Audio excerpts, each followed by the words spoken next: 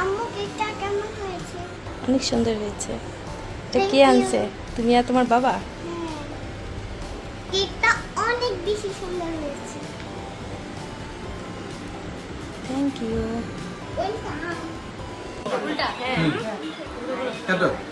Happy birthday to you. Happy birthday to you, Nishi Apu. Happy birthday to you.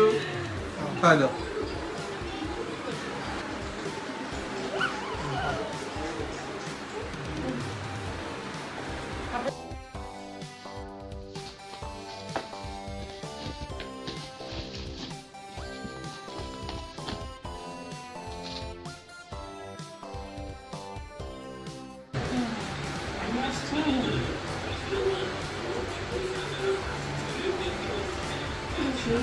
भैया अपने एक बार कुछ ज्यादा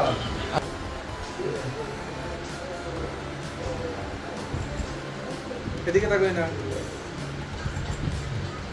যাও যাও এখন তোমার কাছে birthday to you, Nishi Apu. Happy birthday to you. Hello. আম্মুকে তো খাওয়া দাও, মাকে খাওয়া দাও। উপর হয়ে গেছে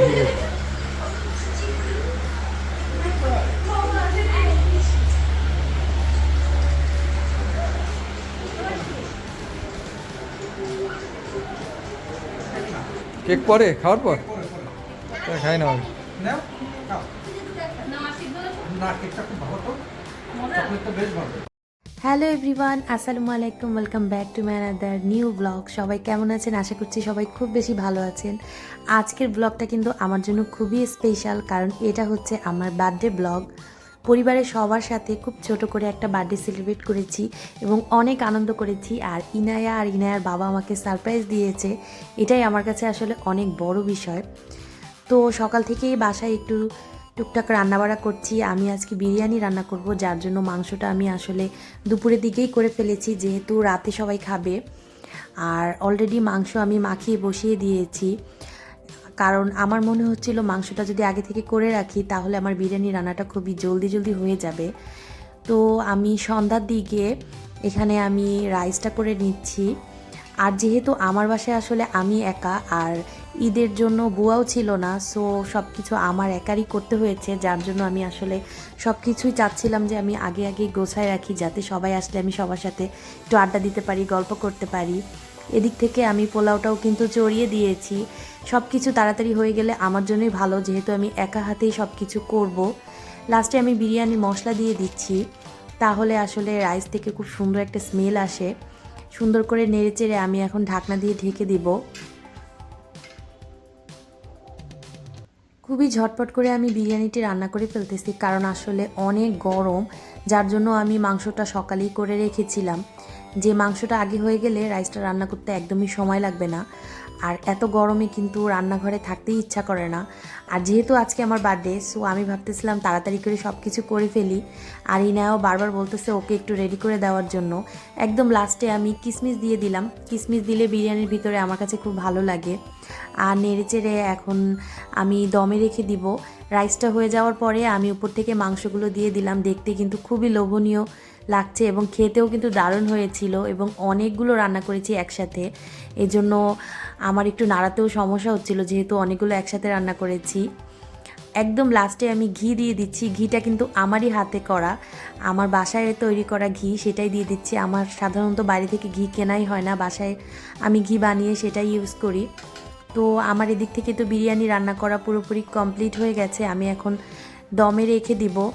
আর অন্য দিক থেকে আমি কাবাব আগেই করে রেখেছিলাম সকালের দিকে, সেই কাবাবগুলো আমি ফ্রিজে রেখে দিয়েছি, ওইটাই আমি ভাজবো। আগে থেকে আসলে সব কাজ করে রাখলে অতটা কষ্ট হয় না, খুব তাড়াতাড়ি সব কিছু হয়ে যায়। আর যেহেতু আমার বাসায় আমারই করতে হবে সব কিছু, আমার বাসায় আসলে তেমন কেউই নেই, আর এই জন্য আমি আসলে সব কিছু একটু আগেই করে রেখেছি, যার জন্য আমার একটু সুবিধা হচ্ছে। এখন আমি তাড়াতাড়ি করে টিকিয়াগুলো ভেজে নিব। এখন অলমোস্ট রাত 8টা বেজে গিয়েছে, একটু পরেই সবাই চলে আসবে। যদিও বাইরের তেমন কেউই ছিল না, আমার কাজিনরাই ছিল। তো আমরা কয়জনরা মিলে আসলে খুব মজা করে বার্থডেটা সেলিব্রেট করেছি। এদিক থেকে আমি সালাদও কেটে নিয়েছি, ইনায়ের বাবা নামাজ পড়তে গেছে, আর এদিক থেকে আমি সব কিছু রেডি করে ফেলেছি। আর এখন টিকিয়াটা ভেজে নিচ্ছি। আসলে প্রতি বছর ইনায়ের বাবা আমাকে সারপ্রাইজ দেয়। ইনায়াও এখন বড় হচ্ছে, ও মাকে সারপ্রাইজ দেওয়া শিখে গিয়েছে। ও আসলে এগুলো খুব পছন্দ করে, আর তাছাড়া আমারও খুব পছন্দ। আর ইনায়ের বাবা প্রতি বছর আমাকে অনেক সুন্দর করে সারপ্রাইজ দেয়। অলরেডি সে নামাজ থেকে এসে আমার জন্য কেক নিয়ে এসেছে। ইনায়ার বাবা একসাথে আমার জন্য এই কেকটা নিয়ে এসেছে। আমি তো আসলে খুবই হ্যাপি যে মেয়েও অনেক বড় হয়ে গেছে, মাকে সারপ্রাইজ দেওয়া শিখে গিয়েছে। আর ওর বাবা তো প্রতি বছরই আমার জন্য কেক নিয়ে আসে, আমাকে সারপ্রাইজ দেয়। তুমি আর তোমার বাবা? কেকটা অনেক বেশি সুন্দর হয়েছে। Thank you. ওয়েলকাম। কেকের উপর লেখা ছিল হ্যাপি বার্থডে মা। এটা আমার জন্য আসলে অনেক স্পেশাল, কারণ ইনায়াই ওর বাবাকে বলেছে কেকের উপর হ্যাপি বার্থডে মা লিখে আনতে হবে। এটা আসলে আমার কাছে অন্যরকম একটা ফিলিংস, আমার তো খুবই ভালো লেগেছে। Happy birthday to you, happy birthday to you Nishi আপু, হ্যাপি বার্থডে টু ইউ। খাওয়া দাও।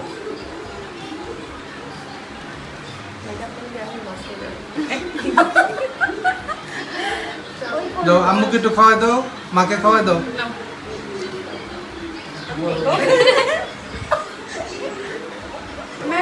বাবা আছে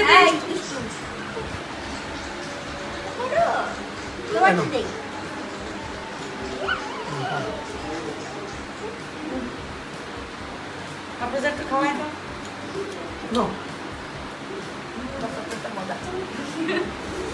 আমি তো আসি না।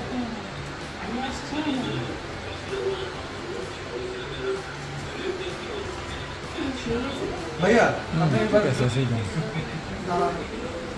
দাঁড়াও সবাই।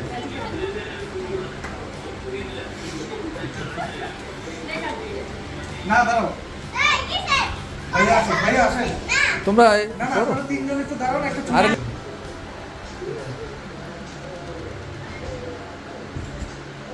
এদিকে তাকাই না।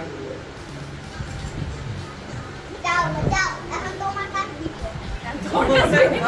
যাও এই তোমরা আসবে না, কেকটা খাও। যাও। যাও যাও, সত্যি যাও, যাও যাও, তুমি ওইখানে যাও। Happy birthday to you Nishi আপু, happy birthday to you. Hello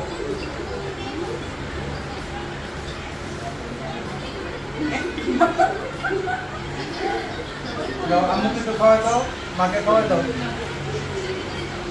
খুব বড় হয়ে গেছে, ঠিক আছে।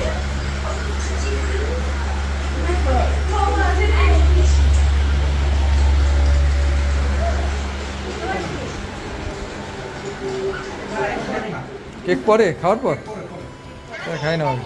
নাও, খাও। না, কেকটা খুব ভালো তো। চকলেটটা বেশ ভালো। এই নিশাপু, এই নদী, আসো না কেন? বসো। না, বেশি খাওয়া যাবে না, ঠান্ডা হবে, তুমি পরে না, খাও। আমি পরেই খাবো, ঠান্ডা। এই একটু হ্যাঁ অনেক। উপর থেকে এনে আমি এমনি উপরে ঘরে একটা গ্লাস দিন। অনেক এবার খাই না। উপরে এনে দিয়ে দে। তুমিও মেহমান নাকি?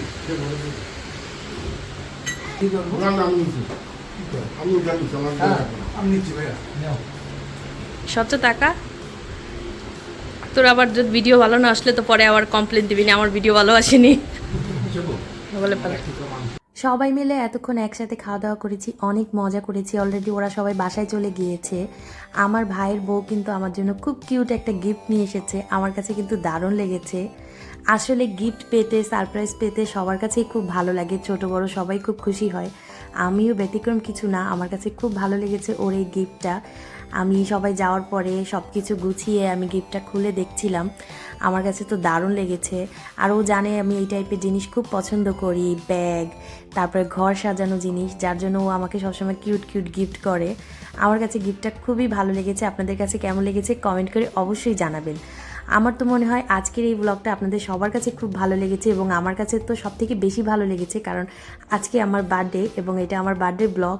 এই জন্য আমার কাছে আজকের দিনটা কিন্তু খুবই স্পেশাল এবং স্পেশাল ফিল করানোর জন্য আমার ফ্যামিলির সবাই কিন্তু আমাকে অনেক সারপ্রাইজ দিয়েছে, যার জন্য আমি অনেক হ্যাপি। আশা করছি আমার আজকের এই ব্লগটা আপনাদের সবার কাছে খুব ভালো লেগেছে। আমার ভিডিও ভালো লেগে থাকলে লাইক, কমেন্ট এবং সাবস্ক্রাইব করে আমার ইউটিউব চ্যানেল এবং ফেসবুক পেজের সাথেই থাকবেন এবং আমাদের সবার জন্য অনেক বেশি দোয়া করবেন। আল্লাহ হাফেজ।